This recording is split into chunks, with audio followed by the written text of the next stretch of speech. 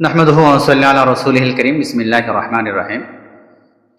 কুরবানি বিষয়ক একটি গুরুত্বপূর্ণ বিষয় জানতে চাওয়া হয়েছে আমাদের কাছে। সেটি হচ্ছে, যেহেতু কুরবানি ওয়াজিব হওয়ার ক্ষেত্রে বিবেক সম্পূর্ণ সুস্থ মস্তিষ্কওয়ালা ব্যক্তি হতে হয়, তো সেই ক্ষেত্রে এরকম দেখা দিয়েছে যে একজন ব্যক্তি আংশিক সুস্থ, অর্থাৎ আংশিক বলতে আমাকে এরকম প্রশ্ন করেছে, হুজুর 60% বিবেক ঠিক আছে বা 40% ঠিক আছে, তো এরকম ব্যক্তির পক্ষ থেকে কুরবানি দেওয়া জরুরি কিনা, এবং তিনি মালিকে নেসাব অর্থাৎ তার পর্যাপ্ত সম্পদ রয়েছে।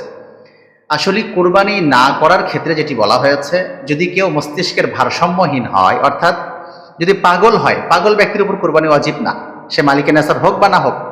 এখন মালিকে নেসাব কোনো ব্যক্তি, কিন্তু সে মস্তিষ্কের ভারসাম্যহীন না, মস্তিষ্ক ঠিক আছে, সেই ক্ষেত্রে মস্তিষ্ক 30% নাকি 40% নাকি 50%, এটা শরীয়ত এটা বিবেচনা করবে না।